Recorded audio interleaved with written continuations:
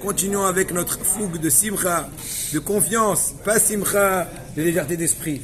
Simcha parce qu'on veut se renforcer, on veut pas se laisser, comment dirais-je, dominer par le désespoir ou par des fois un peu, Hazé Shalom, la tristesse, la mélancolie, Hazé Shalom.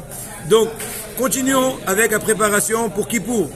À savoir, j'ai déjà mentionné avant Rosh Hashanah, le fameux midrash extraordinaire, d'Itna Ari me Afarkoumi, un piout qu'on dit de Rabbi Shlomo et Kabetz, dans les Chadodi. Itna Ari me Afarkoumi. Ça veut dire secoue-toi et enlève de toi toutes les éclaboussures, toutes les saletés, toute la boue qui a pu s'infiltrer dans le plumage du cocorico français et blanc.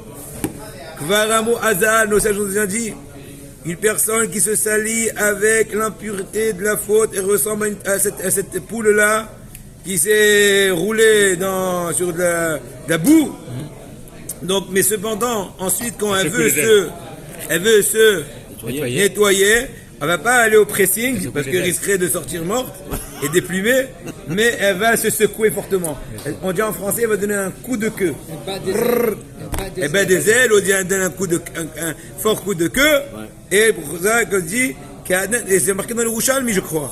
Quand tu ramènes les Rishonim, comme cette là quand elle veut se prier, et là elle devient complètement. Parce qu'à la rigueur, si tu la laves, tu risquerais de faire plus rentrer la boue. Parce que tu la rends plus humide, donc elle va mieux colorer les ailes après laisse tomber. C'est vraiment il faut le pressing. Mais là, tant que c'est encore un peu sec, voilà, tant que c'est un peu sec, donc voilà, c'est de la terre. Donc là, la meilleure façon et le seul moyen, et le moyen le plus efficace de pouvoir. Donc la même chose nous aussi.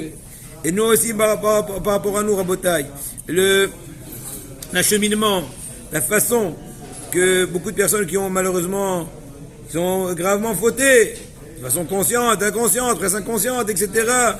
Et donc, on sait très bien que les chamans est habillé avec toutes nos actions, les meilleures et les moins bonnes.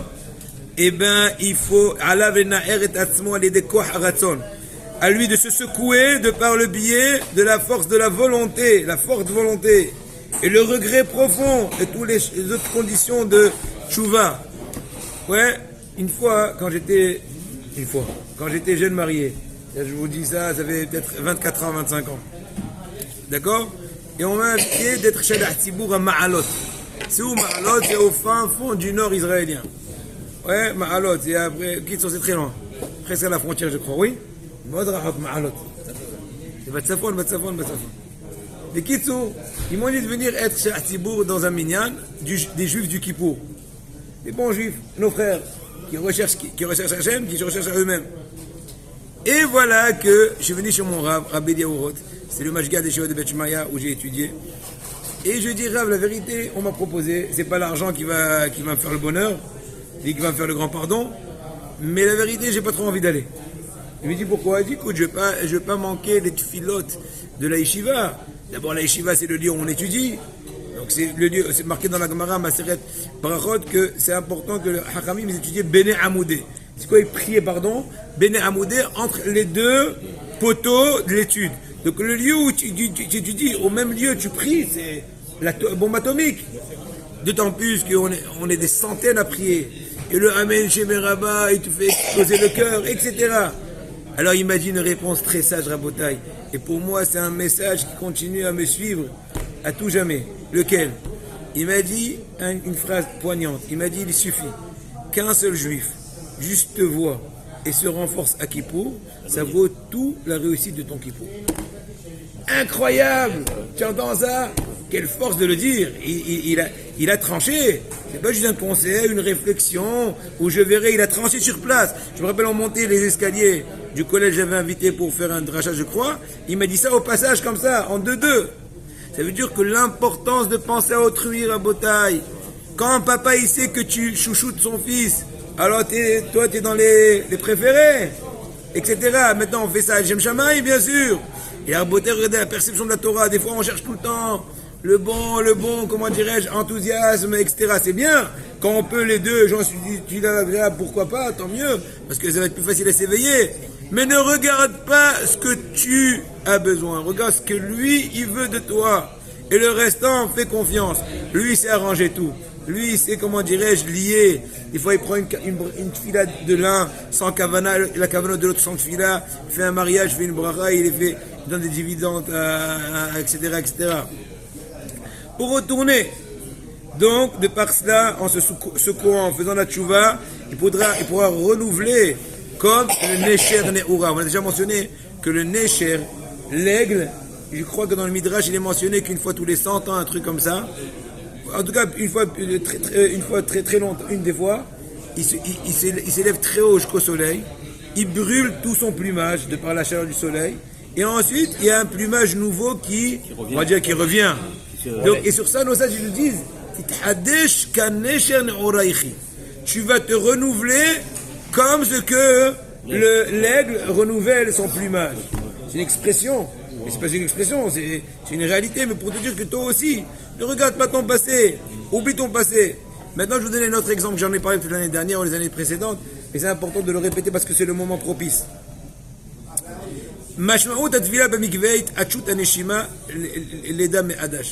Ce que je veux transmettre pour l'instant, c'est que, en fait, le principe de se tremper dans le mikvé, très important d'aller au mikvé, au moins la veille de Kippour, celui qui est aussi au Rosh Hashanah, important, au moins. Celui qui peut aller tous les veilles de Shabbat, tant mieux, tous les jours, encore mieux. Mais en tout cas, Rabotai, pour vous dire que le principe de se tremper dans le mikvé, c'est en fait renouveler la respiration. En d'autres mots, c'est comme naître de nouveau, et j'explique.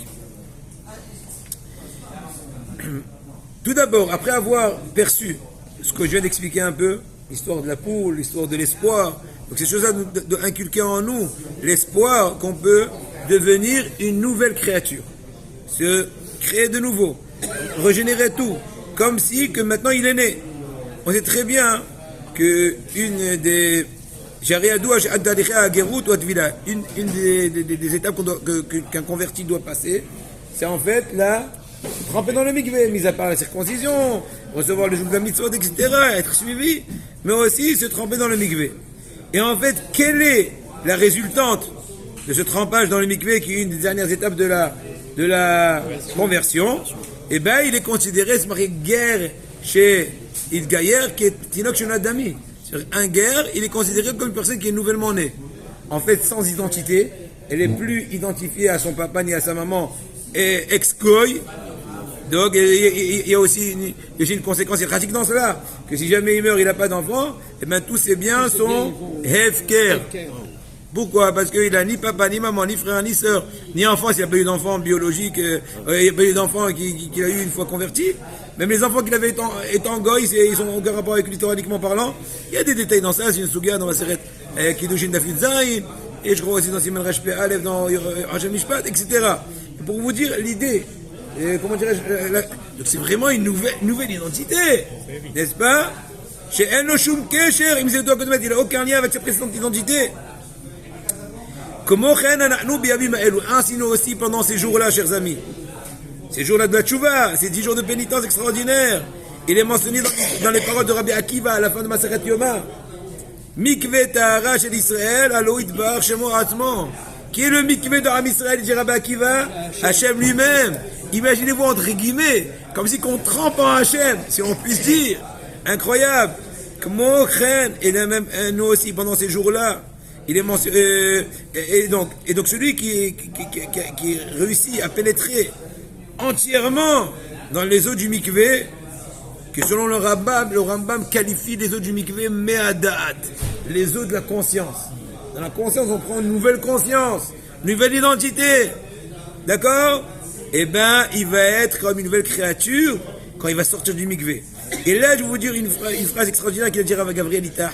En fait, qui connaît aussi dans les soirées Bodoshim. Shabbat. Oh. C'est la main. Abotai, écoutez très bien. Quelle est la raison à cela? Parce que au moment où il rentre dans le mikvé, il cesse de respirer. Vous savez très bien, parce que s'il respire, il va avaler les tasses. C'est comme si, un temps soit peu, il est mort. Il a cessé de respirer pendant qu'il se trempe dans le mikvé. C'est une pseudo-mort, certes momentanée, Baruch Hashem. Et là, voilà, exactement, très bien. Et donc, quand il va ressortir, à ce moment-là, donc, en d'autres mots, à ce moment-là où il est au sang de l'eau, dans l'eau, eh bien, il est en train d'annuler toute sa personnalité, toute son identité précédente, devant les Saint-Béni soit-il, qui est notre mikvé, à nous, à Israël. C'est pour ça qu'une certaine notion, eh bien, il a le mérite, de par cela, d'être régénéré, comme ce qu'il a été, il est rené, si on peut dire. Il est né de nouveau. Quand il sort du mikvé, il reçoit un nouveau souffle. Comme dire que je reviens d'insuffler. Nouvelle vie. Vezot, Alder, Mahama, Katouf, Ve'am Nivra, Yalelia. Il y a un passage qu'on dit dans rapport à Shana, Ve'am Nivra, un peuple qui a été créé, va louer Hachem, va être recréé. Déjà, un prochain cours, on continuera un peu les détails de la chose.